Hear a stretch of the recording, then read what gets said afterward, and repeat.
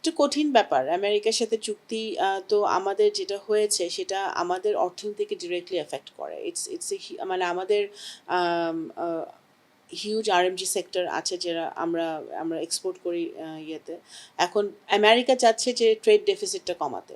হ্যাঁ, so we import lot of things from US. সেটা তারা চাচ্ছে, সেটাতে আমরা রাজি হয়েছি, কিন্তু অফকোর্স এখানে আমাদের আমরা যদিও আমরা ইমপ্লিমেন্টেশনে যাবো আমরা, বাট এটা যাতে আমাদের দেশের অর্থনীতি সুরক্ষিত থাকে, আমাদের প্রাইভেট সেক্টরের সুরক্ষিত থাকে, দেশের জনগণের ক্ষতি না হয়, সেভাবে আমাদের তাদের সাথে কথাবার্তা আমরা বলছি। যুক্তরাষ্ট্রের সাথে কথাবার্তা হচ্ছে তো এখন। ওনারা তো একটা সিদ্ধান্ত নিয়েছেন, একটা চুক্তি হয়েছে, সেটা এখন যুক্তরাষ্ট্রের সাথে আমাদের একটা না অনেক চুক্তি আছে। তো সব চুক্তি নিয়ে আলাপ আলোচনা হবে। আমি আবারও বলছি যে বাংলাদেশের মানুষের স্বার্থ রক্ষা করে আমরা চুক্তিগুলোতে যাব, ঠিক আছে না? তো এটা একটা চুক্তি না, যুক্তরাষ্ট্রের সাথে আমাদের আরও অনেক চুক্তি, কিন্তু আরও অনেক জায়গায় আরও অনেক সেক্টরে আছে। তো সব চুক্তি নিয়ে আলোচনা হবে, যেটা আমাদের বাস্তবায়নযোগ্য, যেটা আমাদের অর্থনীতিকে সাহায্য করবে, সেই চুক্তিগুলো নিয়ে আমরা আগাবো। কারণ আমাদের সব দেশের সাথেই কিন্তু আমাদের কাজ করতে হবে, কারণ বাংলাদেশ একটা এক্সপোর্ট ওরিয়েন্টেড দেশ। বাংলাদেশের এখন আমাদের এলডিসি গ্র্যাজুয়েশন মাথায় রেখে, আমাদের সব কিছু মাথায় রেখে আমাদের কাজ করতে হবে। সো এগুলো চুক্তি আলোচনা হবে, আলোচনার ভিত্তিতে সব কিছু হবে। আমরা না Bharat by this time should realise that তারা যে ওই একপাক্ষিক যেই তাদের পররাষ্ট্রনীতি বাংলাদেশের ব্যাপারে ছিল, হ্যাঁ, এক দল এক ভারতের সাথে গত 17 বছর বাংলাদেশের পিপল টু পিপল কানেক্টিভিটি ছিল না। তাদের এক এক তাদের ফরেন পলিসিটাই ছিল ভিন্ন বিগত দিনে।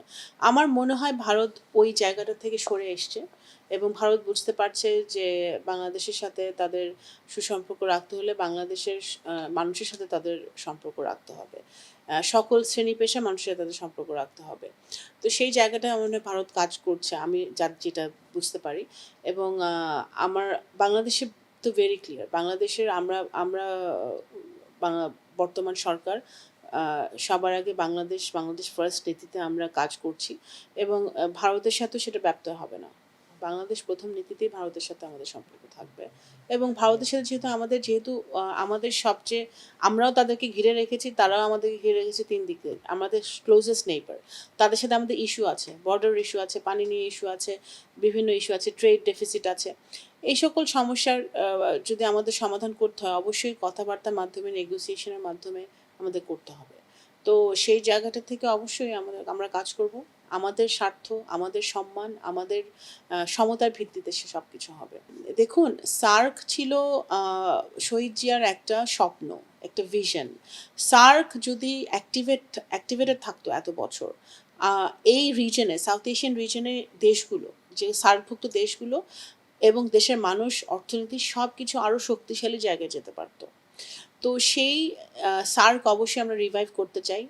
আমাদের ম্যানিফেস্টোতে পরিষ্কারভাবে এটা লেখা আছে। সাউথ এশিয়ান দেশভুক্ত এই দেশগুলোকে আমরা কানেক্টিভিটির মাধ্যমে আমরা আরও শক্তিশালী করতে চাই। আমাদের ভিতরকার ট্রেড, কমার্স, কালচার, স্পোর্টস, সব দিক দিয়ে আমাদের কানেক্টিভিটিটা আমরা বাড়াতে চাই, এবং সার্ককে একটা ফাংশনাল বডিতে আমরা পরিণত করতে চাই, যেই স্বপ্নটা শহীদ জিয়ার করে দেখেছিলেন। তো সেই জায়গাটা অবশ্যই আমরা কাজ করব।